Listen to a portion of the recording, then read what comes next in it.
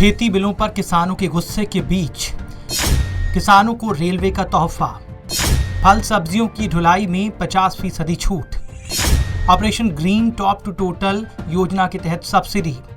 खेती बिलों को लेकर किसानों के गुस्से के बीच भारतीय रेलवे किसानों की मदद की दिशा में आगे बढ़ रहा है। अब किसानों को रेलवे में फल सब्जियों की ढुलाई में छूट देने का फैसला हुआ है। रेल मंत्रालय ने कहा कि किसान रेल में फल सब्जियों की ढुलाई में 50% सब्सिडी पा सकते हैं। भारतीय रेलवे ने अगस्त में की थी किसान रेल की शुरुआत।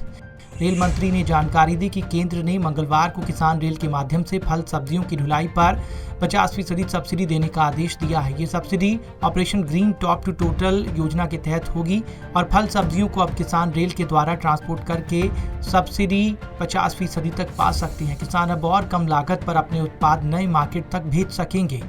अब किसान रेल के जरिए किसानों को भी आसान माल देश की बड़ी मंडियों तक पहुंचाना आसान हो जाएगा। इन फलों और सब्जियों के ट्रांसपोर्टेशन पर मिलेगा फायदा। पीटीआई के मुताबिक केंद्र के आत्मनिर्भर भारत अभियान के तहत खाद्य प्रसंस्करण उद्योग मंत्रालय ने पायलट आधार पर 6 महीने के लिए ऑपरेशन ग्रीन योजना का विस्तार कर टमाटर, प्याज और आलू से लेकर सभी फल सब्जियों को इसके दायरे में लाने की घोषणा की है। केंद्रीय मंत्री निर्मला सीतारमण ने मई में घोषणा की थी कि 500 करोड़ रुपए के अतिरिक्त कोष के साथ ऑपरेशन ग्रीन का विस्तार किया जाएगा। इसमें टमाटर, प्याज और आलू के अलावा सभी फल सब्जियों को शामिल किया जाएगा। रेलवे को देनी होगी ये जानकारी। सब्सिडी का फायदा किसानों तक पहुंचाने के लिए रेलवे को किसानों से कौन माल भेज रहा है, किसको माल भेज रहा है और किस ट्रेन में माल भेजा गया है, उसका नंबर और पी-वे बिल नंबर के साथ कितना किराया लिया गया है, इसकी जानकारी मंत्रालय को देनी होगी।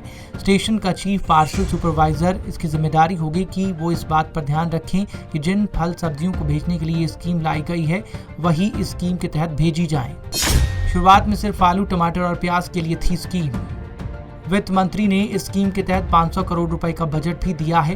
पहले ये स्कीम सिर्फ टमाटर, आलू, प्याज के लिए थी, लेकिन अब सभी फल सब्जियों के लिए इसे लागू किया गया है। इस स्कीम से जहां खराब होने वाली सब्जियों का जल्द ट्रांसपोर्टेशन होगा, वहीं किसानों की आय भी बढ़ेगी।